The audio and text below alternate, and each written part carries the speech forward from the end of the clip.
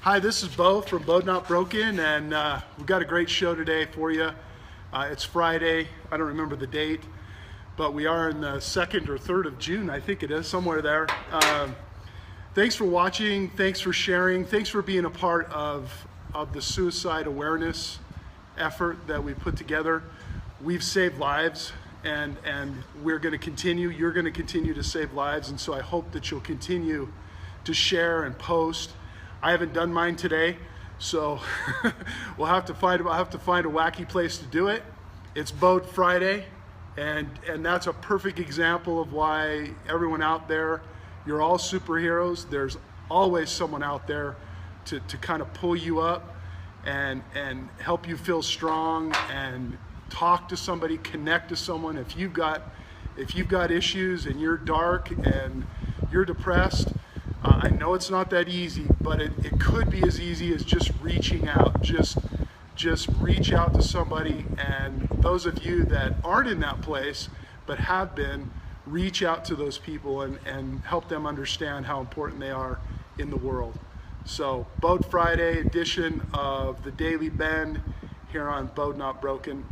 Scott Boydston is here with me today, a real man, a man's man. It's been, every once in a while, it's been nice to be able to have him on, because, as I told him before, as we were kind of walking over here to this overhang, is it's good to have. I've known Scott for a long time. He's coached my children, and I've been able to really get to know his passion and his heart and his ability to motivate people. And he is a regular guy, but then again, he's a superhero as well in the eyes of a lot of kids. And so I think you're going to enjoy today.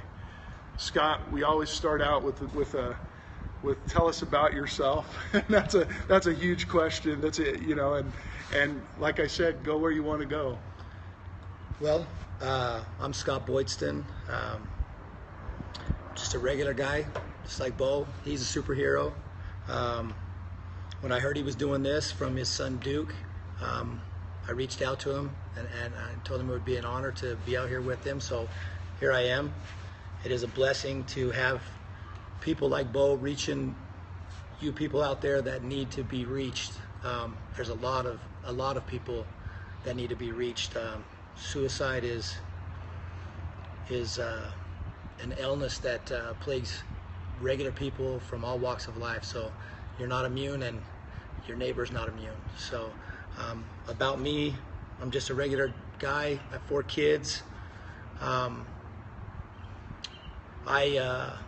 Unlike Bo, given to the community with law enforcement, I grew up in the west side of Salt Lake City in a little place called Rose Park.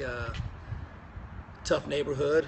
I tried to fancy myself a tough kid, and I was in a dark place when I was a young teenage male, and I acted out. I broke the law. I hurt those around me that tried to reach me and loved me, and turned to alcohol a little bit. Never really got lost in the drug scene, but I drank when I was young. And I was in fights a lot. I was in and out of youth detention facilities. I was a regular. And one day I decided that with all the abuse that I had seen, and growing up poor and not having things that other kids had, and watching my mom work 2 jobs and not eat sometimes to feed me and my brother, I decided that I didn't want to live that life, and I wanted to make a change. So, not to interrupt, but what made you not go to continue the dark side, to go to the good side? What was it? Was it one thing, or was it a hero? Was it parents? What was that? Or was it something inside of you already that? No, I was headed down the wrong road. After a little stint in an adolescent facility, after about 8 months, a good friend of mine, and we mentioned his name earlier. And is that okay to? Yeah, well, definitely. There's a man who I respect quite a bit, who was a sheriff for quite some time. His name's Lee Morris. He's a friend of mine. He was always that angel on the shoulder that said, don't.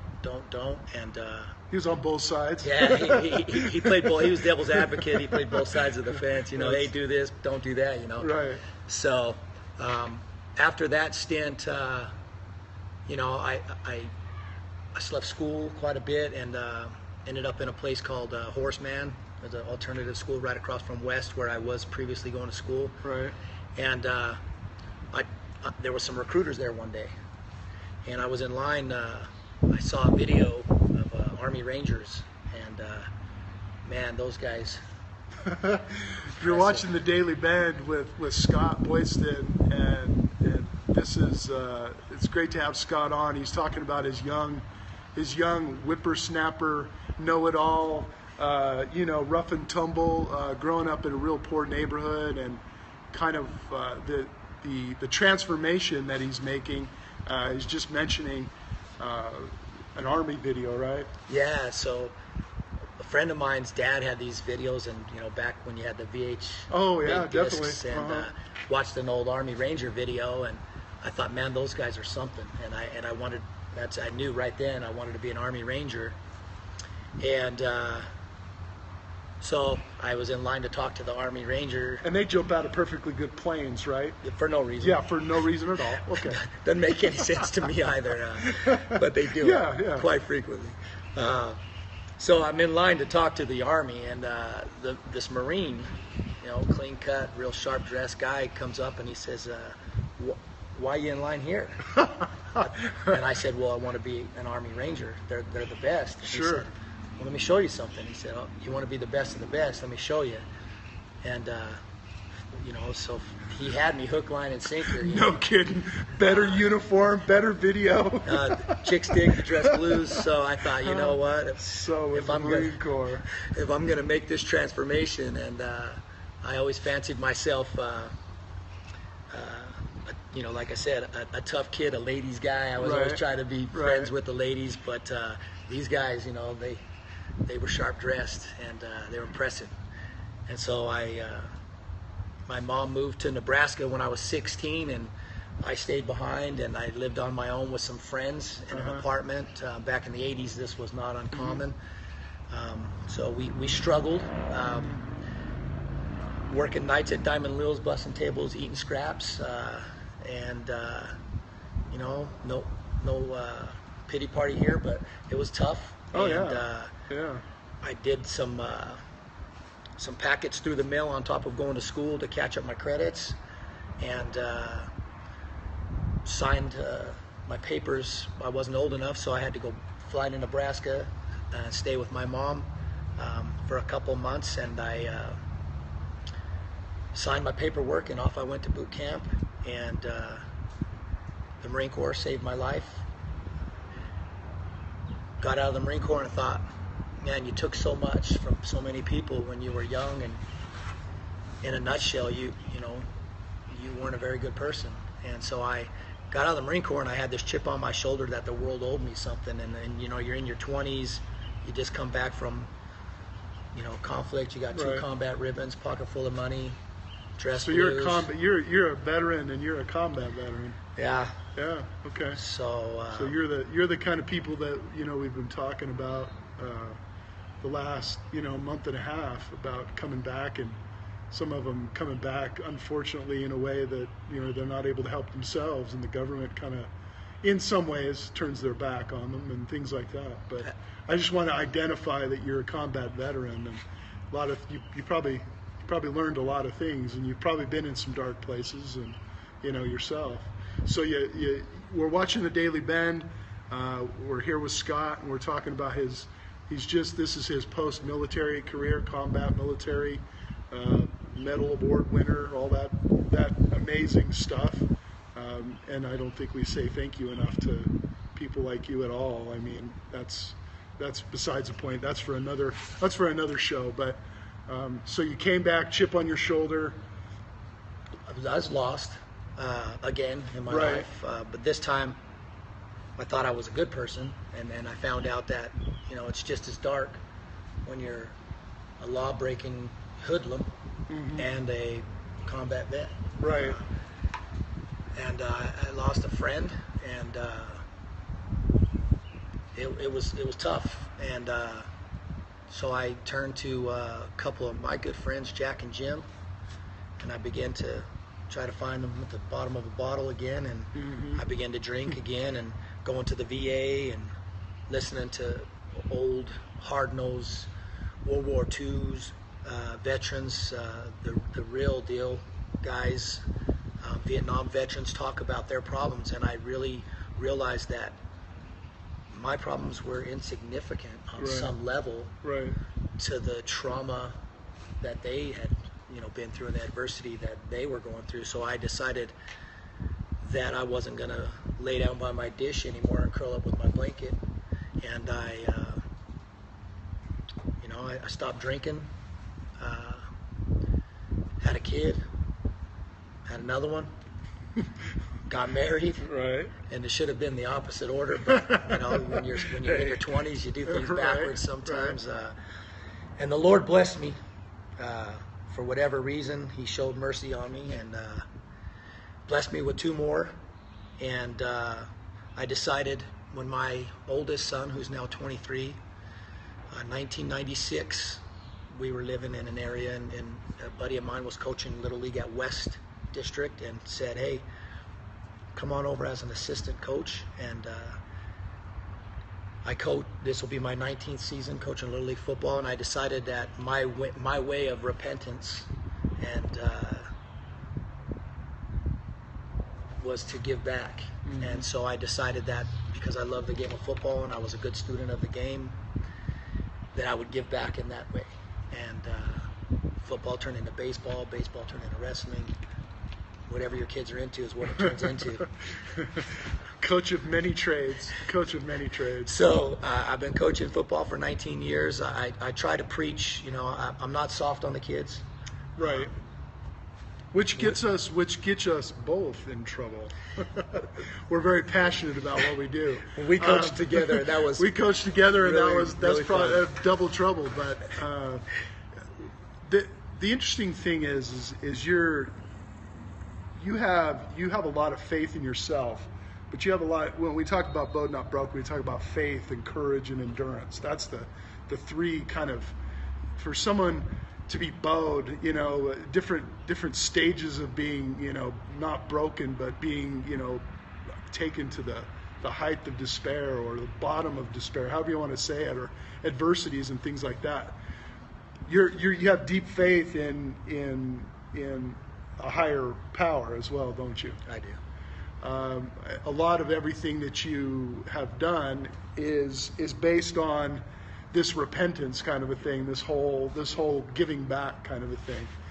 How do you feel about that now? I mean, do you still, is that what drives you, that wanting, what now drives you? Because I think you've probably figured out that you've paid your penance in a way. I hope it's enough. Yeah. So what keeps you going now? I mean, what keeps that enthusiasm and that passion and stuff like for life in general, and then for coaching?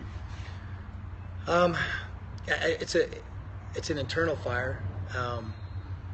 Once it ignited, I don't even think I could put it out if I wanted to. Knowing that I teach the young men integrity, family, faith, and I teach them to be young men, not just players. I don't let them make excuses. I hold them accountable. We do, the push-up system. I hold myself accountable in their eyes whenever I make a mistake as well.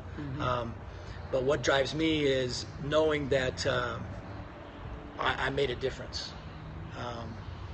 I just want to be able to coach something that I love, and if that kid goes on to be successful, I know that I had a hand in molding his character. Maybe he came to me with God-given talent, and you can't coach that, but you can mold his mind and help him learn how to channel his aggression. Or, I mean, it's not always, you've coached many years. Your resume is longer than mine, but you know that there's some kids that come from troubled homes, have a hard time with school. So it's not just you sign up to coach and you get these great kids. There's adversity as a coach. There's adversity for these players to come together.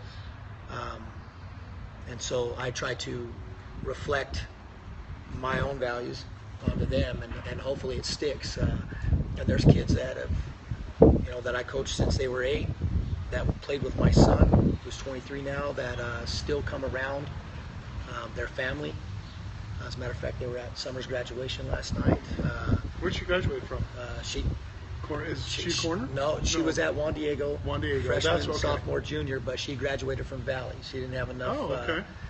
We had a problem. But she graduated. Theology credits, and theology credits. Myself and Dr. Colosimo didn't see eye to eye on theology credits. Right. So she did graduate, right. And she turns 18 in July, and hopefully off to the Air Force shortly after. Oh wow! Be the first one out of the young ones that I've sweet talked. And the lady, a lady soldier. She's a warrioress. Yes, tough definitely. Wow. So, talk a little bit about because I know him. It's a little bit easier for me to kind of transition a little bit. Talk about your commitment to yourself and your body. I mean, you're a what would you consider yourself? Would you consider yourself kind of a fitness nut, or would you consider yourself someone? I guess talk about that. Talk a little bit about what you do and why you do it. Well, I'm a competitive bodybuilder now. I hope to achieve my pro card by the time I'm 50. Being old and getting a late start, you have to set your goals a little bit out there, so they don't run up on you. Yeah. I missed the 50. No, I'm just kidding. So it all started, when you give up all this time for coaching football and the girls in softball, right. and the list goes on. You tend to give so much, and you just let things slip away. And with all that good food out there and at home cooking, those second portions, I got a little bit out of control. I felt to myself I was fat, and as a Marine and someone who preaches health and fitness to young men, I thought, well, you've got to do something about it. And the funniest part about that story is prior to making this commitment, right. on this journey that I'm on. How long's it been since when did you start doing this? This is year 5. Year 5. So competitive bodybuilding for 5 years now. I did my first competition in 13. And without a trainer, I took 5th place. Right. And then I decided that even professional bodybuilders have trainers, and so I got smart and learned more as I went along, and now I have trainers as well, as well as training others, and doing my own thing with my nutrition company and all of that aside. But going back to the funny part of the story is prior to making this commitment, I was up late one night eating nachos, and I saw a video, P90X. Oh, yeah. And so I get on the phone like any other red-blooded American, see something they want, they go and get it. That's right, because you got to get it right then. You got to get it right then. That 10th caller gets that free video. That deal they get you with. So I ordered it. Right. And I paid top dollar for all the bells and whistles, the stretchy things, the push-up bars, all the good stuff. And prior to this commitment, it had sat in the closet for 2 years. And it was Easter, and we were filming Easter egg hunt, and the video had caught me on a side angle turning, and I saw myself on a video, but I didn't see myself until my mom came to visit for the 4th of July, and we played the video for her. And watching the video, seeing yourself in that state, and I went straight downstairs, and I started putting together the pull-up bar, and it was a Sunday night. Wow. And Jen came down and said, "What are you doing?" "What you doing, hon?" So I'm putting together this pull-up bar, and I'm going to start this program tomorrow. Sure you are. And this kid I was working with, and I'm going to say his name if that's okay. Yeah. Mike Finnegan. If you ever see this, thank you. I owe it to him. He was on my crew, and every day after work, he would come to my house and do it with me in the basement. Right. And I'm like anybody else. Day one was tough, and had he not been there, and I was too embarrassed to quit in front of him because he was younger, Right. I would have probably just quit that video and put it away and continued on my merry way with the eating habits. Right. Right. So I What is it taught you? What has it taught you? What were the lessons from that, for you? Maybe and how it transfers to your coaching and your father and your parenting and things like that. Anything change? I mean, did things really change since you've become, into this? What are some of the highlights of that? The self-awareness Uh-huh. is tremendous. I know my self-worth. I know what someone else is capable of doing, Right. and if I don't see it gets me when I don't see someone reaching their potential, or Right. or even if they don't recognize it themselves, I can recognize it in them. So my self-awareness and awareness of others has grown tremendously, but the commitment to a healthier lifestyle is not only for myself, but to pass that on to the kids. And when you teach young men or young women in athletics, and they see that you take your life and your priorities are in order and you are living healthy, then you practice what you preach, and they'll buy into the program more. And if they believe in what you believe in, there's no stopping you as a group. Right. There's strength in numbers, Right. and when they believe it. So I believe those two things, self-awareness and practicing what you preach, has become my number one and two things that I try to do on a daily basis. So I usually throw out a couple questions to some of my guests. Some of them it may not be appropriate, but heroes growing up. Did you have any heroes growing up? I know you had an interesting. You were involved in the opposite side of the law, I guess. But what would you? I when I was growing up, my mom, she raised two boys on her own. Right. I didn't have a dad, so I didn't have a role model. And we were moving constantly, finding the best deal, what have you. Mm-hmm. So I never really had anybody that I looked up to or admired, except for my grandma Beverly and my grandpa Bill. They always found a way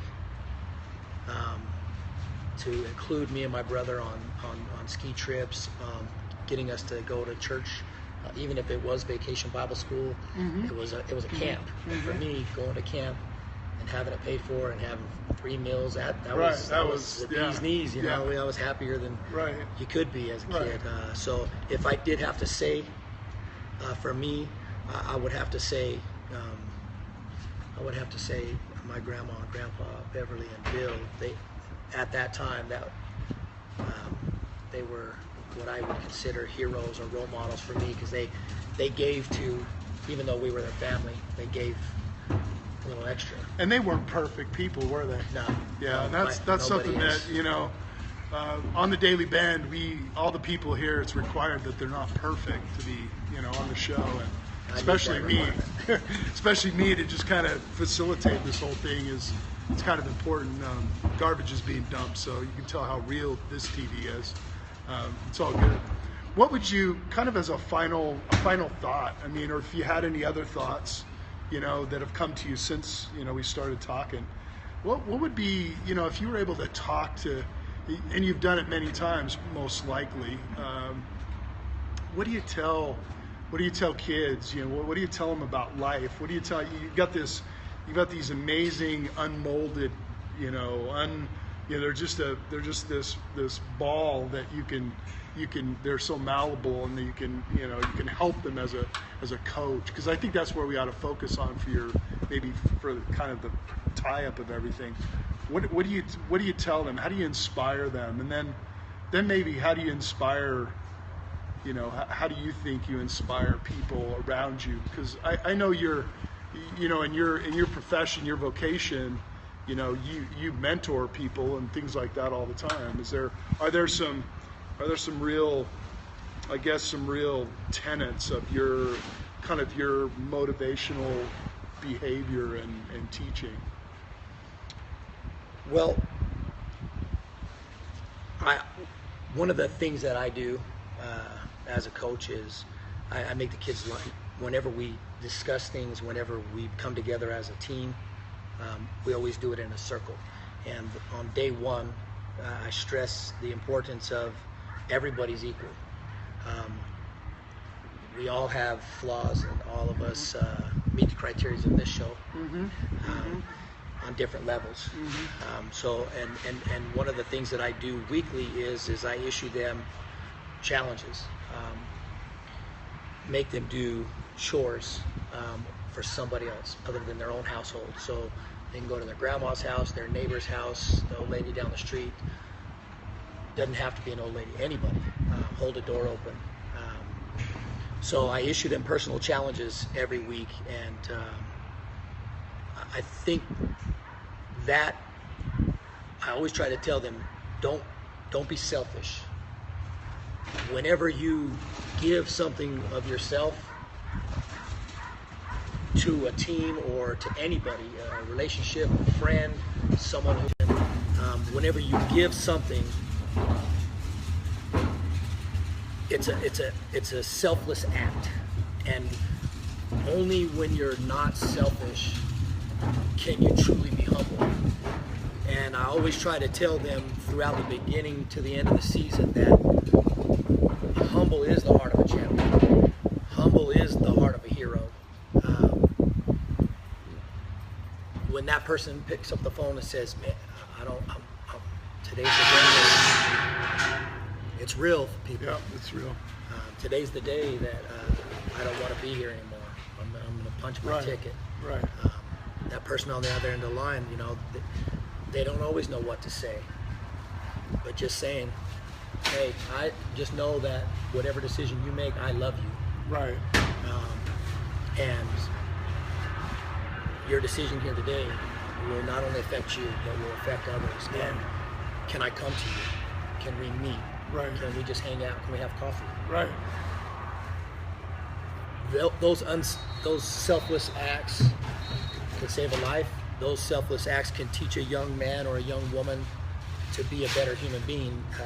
And when you have a humble heart and you're not afraid of adversity, because you know what's coming. Right.